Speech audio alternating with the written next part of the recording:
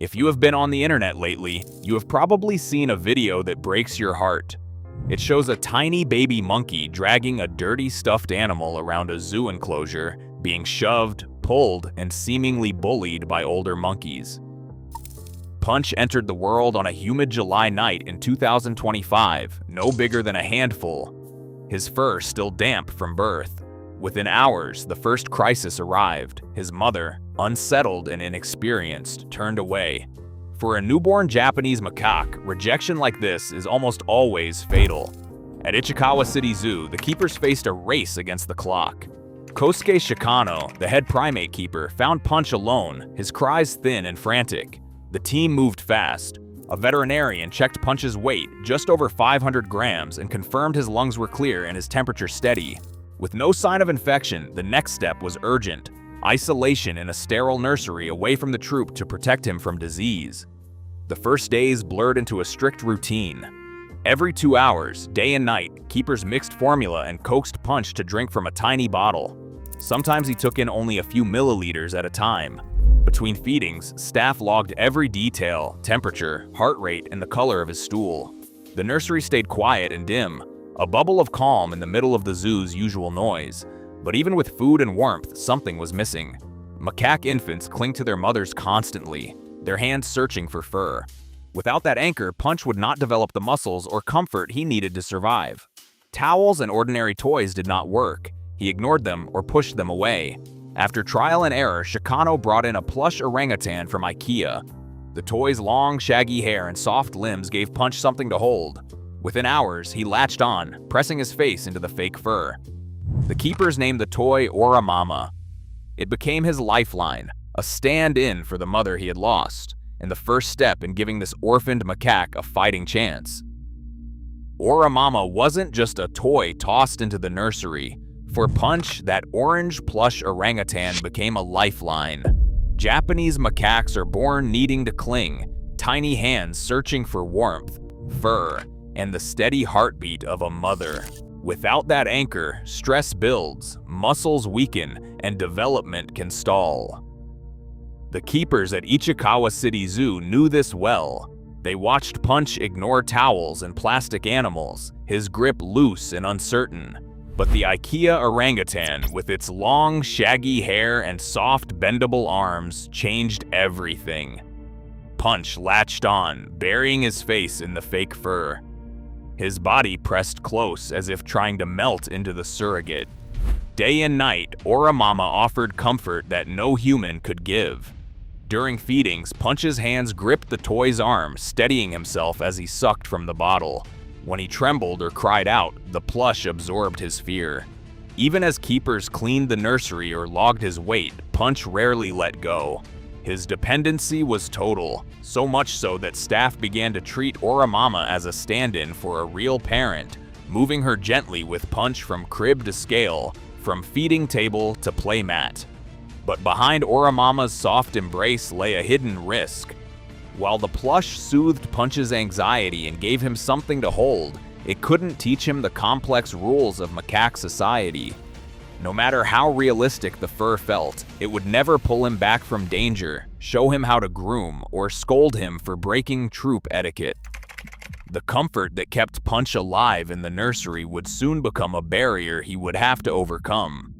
For now, though, Ora-mama was his whole world, a security blanket in the shape of a mother, offering safety in a life that had started with nothing but loss. On the morning of January 20th, 2026, a short video of Punch gripping his orange plush toy while being dragged by an adult macaque hit social media. Within hours, the clip leapt from the Ichikawa City Zoo's own X account to TikTok, Instagram, and news aggregators around the world, and went viral. By the end of the first day, the video had racked up over 2 million views and tens of thousands of comments.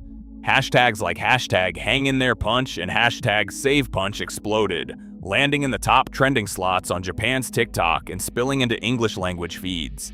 Pet influencers and animal rights accounts reposted the footage, adding captions that framed what viewers saw as bullying or neglect. The comment sections filled with heartbreak and outrage. Some called for the zoo's closure, others demanded Punch be rescued and rehomed. In less than 48 hours, the story was everywhere, on morning talk shows, viral meme pages, and even international news sites. The numbers kept climbing. Over 250,000 posts used the hashtag in the first week, and the original video was shared more than 12,000 times. Suddenly, a single moment in a Japanese zoo had become a global flashpoint, with millions of strangers rallying behind a baby monkey they had never met, convinced they understood exactly what they were seeing. Within days of the outrage, Ichikawa City Zoo released a bilingual statement addressing the viral footage and the wave of concern. The press release, posted in Japanese and English, offered a simple assurance. It said that Punch is under constant veterinary supervision and that he is showing normal development for his age. The zoo acknowledged the emotional impact of the video and urged viewers to pause before judging what they saw. Kosuke Shikano, the head primate keeper, explained that the stuffed animal has relatively long hair and several easy places to hold. It was chosen to help Punch feel safe while he learns to be a monkey. He said the plush toy, now known as Ora-mama, is not a replacement for a real mother, but a bridge until Punch can join his own kind. The statement did not shy away from the tough parts. It explained that Japanese macaques live in strict social groups where physical corrections, like the dragging seen in the video, are part of how infants learn the rules. The zoo said that staff monitor every interaction closely. If there is real danger, they intervene. But it is important for Punch to learn from his troop, even when it looks rough.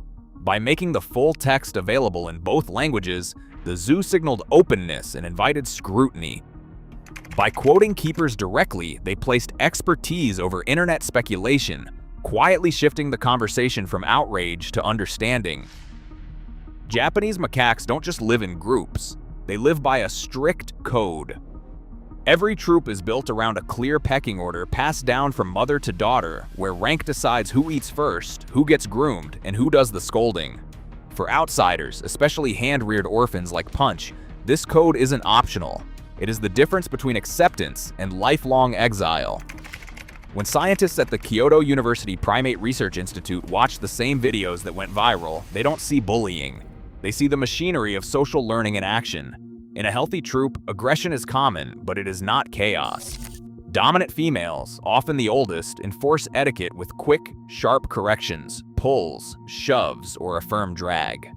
These moments look harsh, but they are rarely dangerous. In fact, studies show that in well-managed groups, less than 1/5 of interactions involve aggression, and the vast majority of those end without injury or lasting stress. Zookeepers track every bout and recovery, watching for signs of trauma or withdrawal. Their protocol is built on decades of research. As long as the aggression stays within normal limits and the infant rebounds, seeking comfort and returning to play, intervention is not just unnecessary, it can be harmful. The hard truth is that social skills cannot be taught by humans or plush toys. Only the troop can show Punch where he stands, and only by learning the rules, sometimes the hard way, can he hope to belong.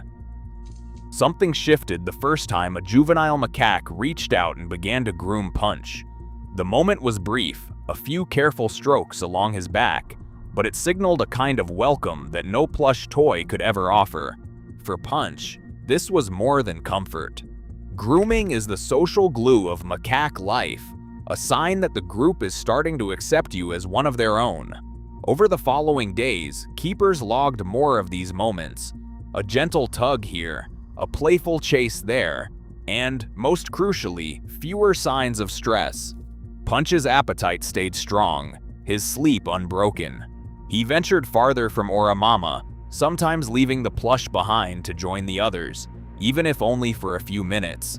It was not just the troop that rallied around Punch. News of his story brought a wave of support from the outside world. IKEA Japan, moved by the viral clips, donated 20 more plush orangutans to the zoo. Each one a symbol of hope and a nod to the role that a simple toy played in Punch's survival. Visitors left messages at the enclosure, and the zoo's social media filled with encouragement from around the world. For biologists, these milestones meant more than good publicity. They watched for hard evidence, less self-scratching, more time spent with peers, and most telling, the willingness to return after each rough encounter. Every small act of acceptance, especially that first grooming, was proof that the science was working, and that resilience, not pity, would determine Punch's future. Nature is not a Disney movie. It is rough, it requires thick skin, and it plays by rules we do not always like. Punch is not a victim. He is a survivor, learning the hardest lesson in the animal kingdom: how to belong. Subscribe to Fauna Files for more stories that show the unpolished truth of the animal world.